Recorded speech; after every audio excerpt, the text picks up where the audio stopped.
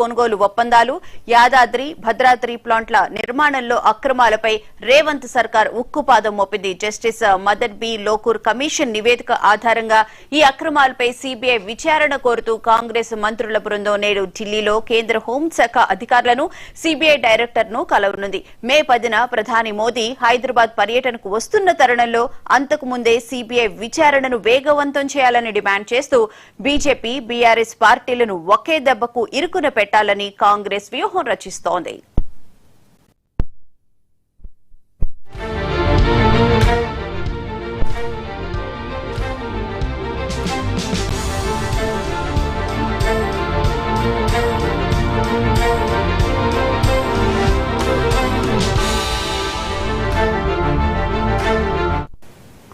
గత ప్రభుత్వ హయాంలో విద్యుత్ రంగంలో జరిగిన నిర్ణయాలు రాష్ట్ర ఖజానాకు వేల కోట్ల నష్టాన్ని మిగిల్చాయని కాంగ్రెస్ ఆరోపిస్తోంది. జస్టిస్ మదన్ బి లోకూర్ నేతృత్వంలోని కమిషన్ ఇప్పటికే ఈ అక్రమాలను ధృవీకరిస్తూ 114 పేజీల సమగ్ర నివేదికను ప్రభుత్వానికి సమర్పించింది. ఈ నివేదికను సీబీఐకి అప్పగించాలని కేబినెట్ నిర్ణయించడంతో ఉత్తమ్ కుమార్ రెడ్డి నేతృత్వంలోని మంత్రుల బృందం ఢిల్లీకి పయనమైంది. అక్రమ ఒప్పందాల వల్ల ప్రజలపై పడిన భారానికి బాధ్యులు ఎవరో తేల్చడమే లక్ష్యంగా కాంగ్రెస్ దూకుడు పెంచింది.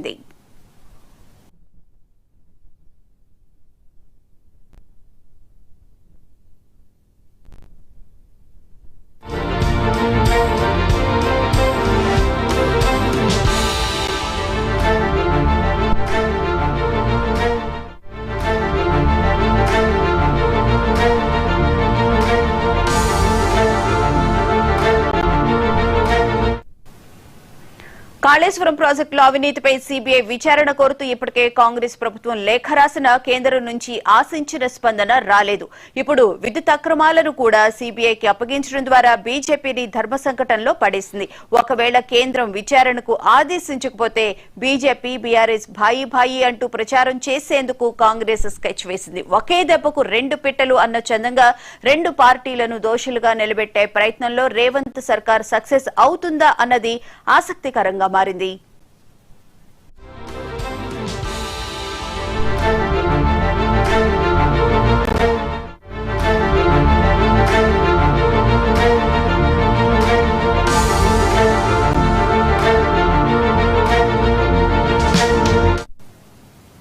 మే 10న ప్రధానమంత్రి నరేంద్ర మోదీ హైదరాబాద్ లో సుమారు 7,800 కోట్ల రూపాయల అభివృద్ది పనులకు శంకుస్థాపన చేయనున్నారు. అయితే మోదీ రాకముందే సీబీఐ విచారణపై క్లారిటీ ఇవ్వాలని కాంగ్రెస్ పట్టుబడుతోంది. అక్రమాలపై చర్యలు తీసుకోవడంలో కేంద్రం ఎందుకు జాప్యం చేస్తోందని ప్రశ్నిస్తూ రాజకీయ వేడిని పెంచింది. మోదీ పర్యటన వేళ ఈ సీబీఐ విచారణ డిమాండ్ తెలంగాణ రాజకీయాల్లో ఒక పెను తుఫాన్గా సృష్టించేలా కనిపిస్తోంది.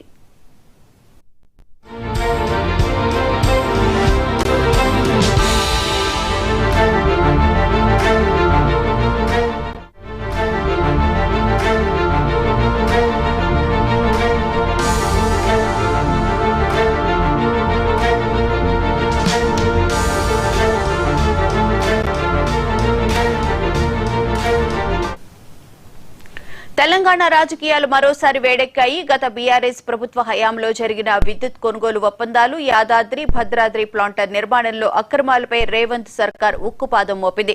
Justice Madan B Lokur commission నివేదిక ఆధారంగా ఈ అక్రమాలపై సీబీఐ విచారణ కోరుతూ కాంగ్రెస్ మంత్రుల బృందం నేడు ఢిల్లీలో కేంద్ర హోంశాఖ అధికారులను, సీబీఐ డైరెక్టర్ ను కలవనుంది. మే 10న ప్రధాని మోదీ హైదరాబాద్ పర్యటనకు వస్తున్న తరుణంలో అంతకు ముందే సీబీఐ విచారణను వేగవంతం చేయాలని డిమాండ్ చేస్తూ బీజేపీ, బీఆర్ఎస్ పార్టీలను ఒకే దెబ్బకు ఇరుకున పెట్టాలని కాంగ్రెస్ వ్యూహం రచిస్తోంది.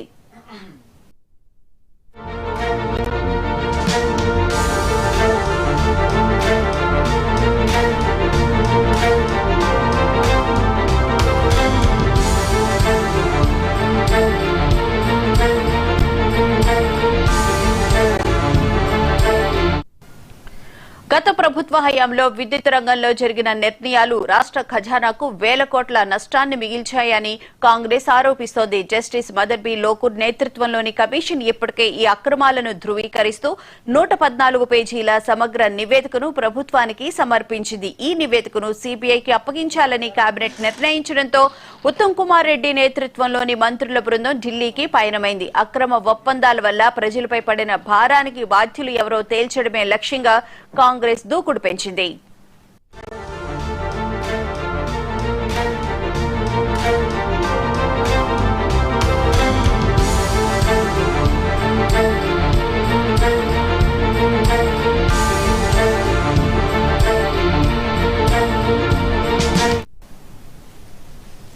కాళేశ్వరం ప్రాజెక్టులో అవినీతిపై సీబీఐ విచారణ కోరుతూ ఇప్పటికే కాంగ్రెస్ ప్రభుత్వం లేఖ రాసినా కేంద్రం నుంచి ఆశించిన స్పందన రాలేదు.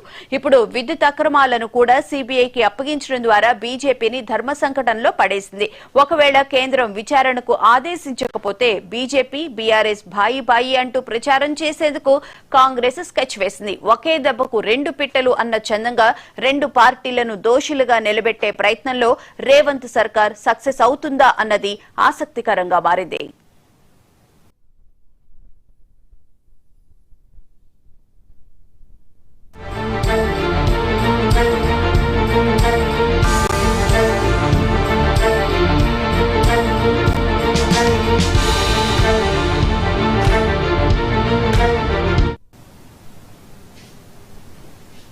మే 10న ప్రధానమంత్రి నరేంద్ర మోదీ హైదరాబాద్ లో సుమారు 7,800 కోట్ల రూపాయల అభివృద్ది పనులకు శంకుస్థాపన చేయనున్నారు.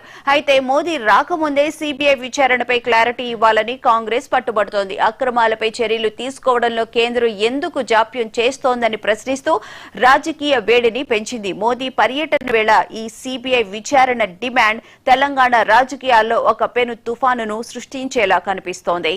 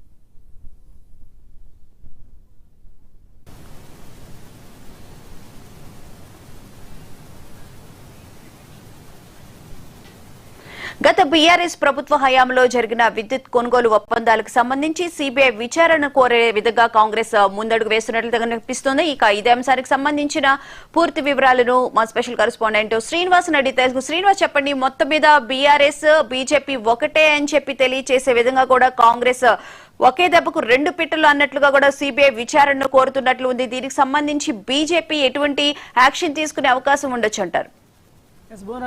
గత బీఆర్ఎస్ ప్రభుత్వంలో జరిగినటువంటి ఇటు కాళేశ్వరం ప్రాజెక్టు కావచ్చు, అదేవిధంగా ఆ విద్యుత్ కొనుగోలు జరిగినటువంటి అవకతవకలపై కూడా ఈ విచారణకు సంబంధించి కాంగ్రెస్ దూకుడు పెంచిందని చెప్పొచ్చు. ఈ నేపథ్యంలో ఇప్పటికే కూడా కాళేశ్వరం ప్రాజెక్టులో జరిగినటువంటి అవినీతికి సంబంధించి సిబిఐ విచారణ జరిపించాలంటూ కూడా తెలంగాణ ప్రభుత్వం ఏదైతే సిబిఐకి అప్పచెప్పింది, అయితే 8 నెలలు కావస్తున్నా కూడా ఇప్పటివరకు సిబిఐ స్పందించట్లేదంటూ కూడా కాంగ్రెస్ ఆరోపిస్తుంది. ఈ క్రమంలో కూడా నిన్న ఏదైతే 2 రోజుల క్రితం జరిగినటువంటి కేబినెట్ సమావేశంలో కూడా ఖచ్చితంగా కాళేశ్వరం ప్రాజెక్టు కావచ్చు, ఇటు విద్యుత్ కుంభకోణంలో జరిగినటువంటి అవినీతిపై కూడా అంటే వెంటనే విచారణ జరిపించే విధంగా కూడా సిబిఐపై దర్యాప్తు సంస్థలపై ఒత్తిడి తీసుకురావాలని కూడా కేబినెట్లో తీర్మానం చేపించిన నేపథ్యంలో కూడా ఆ క్రమంలో కూడా ముందుకెళ్తుంది.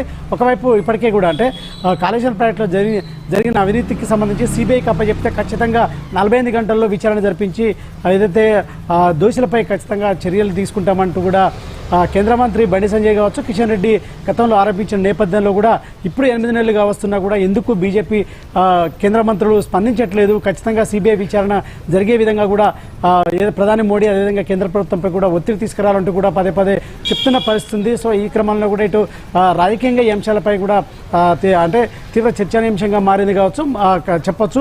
అదేవిధంగా ఈ నెల 10న ప్రధాని మోడీ హైదరాబాద్ పర్యటనకు వస్తున్నారు. ఈ క్రమంలో కూడా మోడీ వచ్చేలోపు ఖచ్చితంగా సిబిఐ దర్యాప్తు జరిపించే విధంగా కూడా బీజేపీ అంటే నేతలు కావచ్చు, అదేవిధంగా ఎంపీలు కావచ్చు, కేంద్ర మంత్రులు ఒత్తిడి తీసుకురావాలి ప్రభుత్వంపై కూడా, కేంద్ర ప్రభుత్వంపై కూడా అంటూ కూడా ఏదైతే కాంగ్రెస్ నేతలు సీఎం రేవంత్ రెడ్డి కావచ్చు, అదేవిధంగా మంత్రులు చెప్తున్న పరిస్థితి. ఈ క్రమంలో కూడా దీనికి సంబంధించి కూడా సిబిఐని అధికారులు కావచ్చు, కేంద్ర హోంశాఖ అధికారులు కలవాలని కూడా నిర్ణయం తీసుకున్నారు.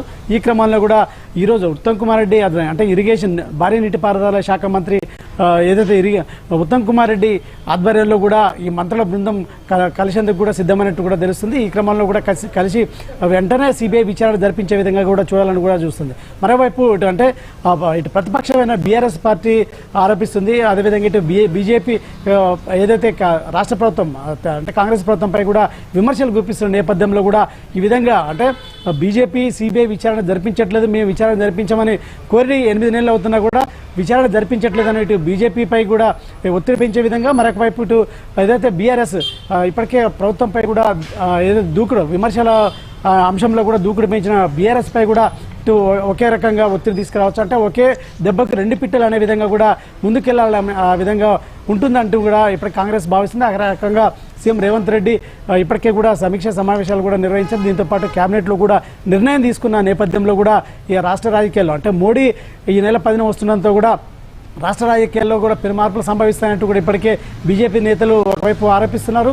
మరోవైపు కాంగ్రెస్ మాత్రం ఖచ్చితంగా సిబిఐ విచారణ జరిపించాలి, ఏదైతే అవినీతి అంటే కాళేశ్వరం అవినీతి కావచ్చు, అదేవిధంగా ఇటు విద్యుత్ కొనుగోలు అవకతవకలపై జరిగినటువంటి అవినీతిపై ఖచ్చితంగా విచారణ జరిపించాలంటూ కూడా ఇటు డిమాండ్ చేస్తున్న నేపథ్యంలో కూడా ఏ విధంగా ఉండబోతుంది అనేది కూడా చూడాలి.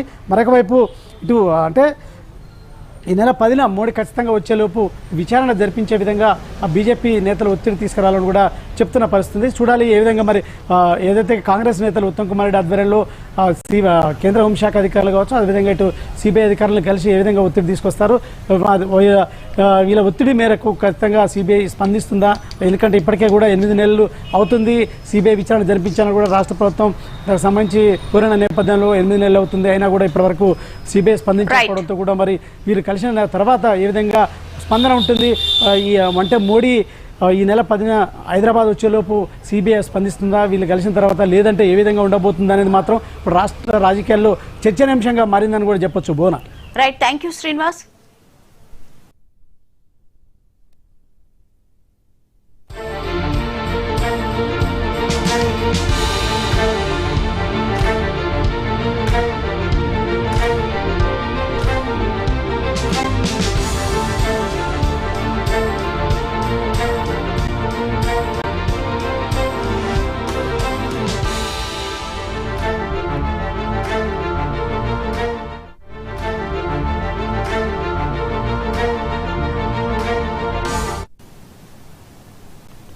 పశ్చిమ బెంగాల్